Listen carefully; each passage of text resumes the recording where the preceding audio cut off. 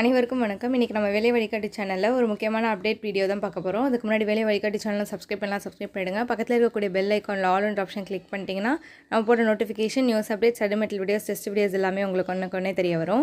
இப்போ என்னென்னு பார்த்தீங்கன்னா, மாவட்ட நீதிமன்றத்துக்கான எக்ஸாம் கால்ஃபர் பண்ணியிருந்தாங்க. அதுக்கு எல்லோரும் எழுதியிருப்போம். அதுக்கான மார்க்ஸ் எவ்வளோ ஸ்கோர் பண்ணியிருப்போம் அப்படின்றது வந்தது. அதனை தொடர்ந்து டாக்குமெண்ட்ஸ்லாம் அப்லோட் பண்ணோம் அப்படின்னு டைம் லிமிட் கொடுத்துருந்தாங்க. அதையும் அப்லோட் பண்ணி முடிச்சிட்டோம்.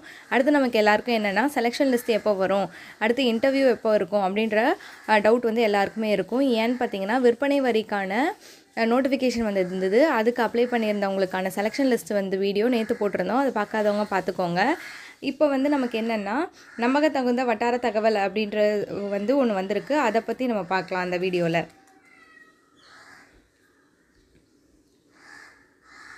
அதாவது ஜூனியர் பேலிஃப் ஆஃபீஸர்ஸின் மசாலஜி ரிசல்ட் அப்டேட் தான் இது. என்னென்னு பார்த்தீங்கன்னா, மாவட்ட நீதிமன்றம் 2323 பணியிடங்கள் வந்திருந்தது. அதில் குறைந்தபட்ச கல்வி உடையவருக்கு அதிக முன்னுரிமை அப்படின்றது சொல்லியிருக்காங்க.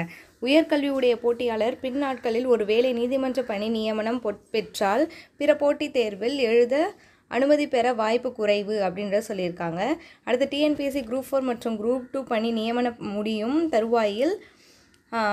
தருவாயில் தான் நீதிமன்ற பணி நியமனம் நடைபெற வாய்ப்புள்ளது. அதெல்லாம் அந்த ப்ராசஸ் குரூப் 4 குரூப் 2ஓட ப்ராசஸ் ஒன்ஸ் கம்ப்ளீட் ஆகும்போது தான் நம்ம நீதிமன்றத்துக்கான இது ஸ்டார்ட் ஆகும் அப்படின்ற மாதிரி சொல்லியிருக்காங்க. நேர்காணல் மற்றும் செயல்முறை தேர்வு அதிக மாற்றம் அப்படின்னு சொல்லியிருக்காங்க. எல்லாத்துலேயும் சேஞ்சஸ் கொண்டு வந்திருக்காங்க. முற்றிலும் நேர்மையான நம்பகத்தன்மை வாய்ந்த வெளிப்படைத்தன்மை வாய்ந்த ஆட்சேர்ப்பு முறை அப்படின்றது சொல்லியிருக்காங்க. திறமையான நபர்களை தேர்வு செய்ய அவர்களுக்கு தேர்வில் மதிப்பெண் குறைவு என்றாலும் சான்றிதழ் பதிவேற்றம் செய்ய கூடுதல் அவகாசம் கொடுத்திருந்தாங்க. இதனால் மேலும் 2 மாதங்கள் வரை பணி நியமனம் தாமதமாகலாம் அப்படின்னு சொல்லியிருக்காங்க. எவ்வித அரசியல் தலையீடும் கிடையாது. இடைத்தரகர் யாரையும் நம்பி பணம் கொடுத்தால் ஏமாற்றம் மட்டுமே மிச்சம் அப்படின்னு சொல்லியிருக்காங்க. யாரையும் நம்பி பணம்லாம் கொடுக்க வேணாம். இது ஏன்னா நீதிமன்ற பணி எப்பயுமே மெரிட் லிஸ்ட் மட்டும்தானே தவிர வேறு பணம் கொடுத்து நீங்கள் ஏமாற வேணாம் அப்படின்னு சொல்லியிருக்காங்க. கடுமையான உழைப்பு மற்றும் பயிற்சி இருந்தால் வெற்றி நிச்சயம். நீதிமன்ற பணியை மட்டுமே நம்பி இருக்காமல் பிற போட்டித் தேர்விலையும், அதாவது ரயில்வே, டிஎன்பிஎஸ்சிலையும் கவனம் செலுத்துங்க அப்படின்னு சொல்லியிருக்காங்க. ஃபேக் சேனல் சொல்வதை நம்ப வேண்டாம். அங்கு அளிக்கப்படும் தகவல் உண்மையா என்பதை தெளிவுபடுத்திக் கொள்ளுங்கள்.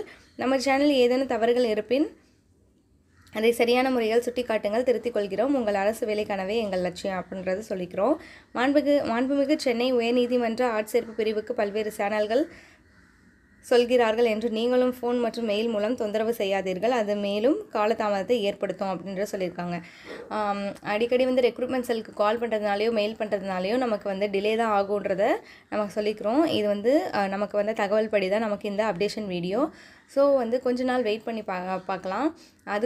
அதுக்கு அந்த வெயிட்டிங் ப்ராசஸில் நீங்கள் செலெக்ஷன் லிஸ்ட்டு வருமா அப்படின்றத யோசிக்கிறதுக்கு வெயிட் பண்ணுறது இல்லாமல் இன்டர்வியூக்கு அதுக்கப்புறம் ப்ராக்டிக்கல் ஸ்கில் டெஸ்ட்டுக்கு ரெடி ஆகிக்கோங்க. சைட் பை சைடு டிஎன்பிஎஸ்சிக்கு ரயில்வேக்கெல்லாம் இப்போ கால்ஃபர் பண்ணியிருக்காங்க.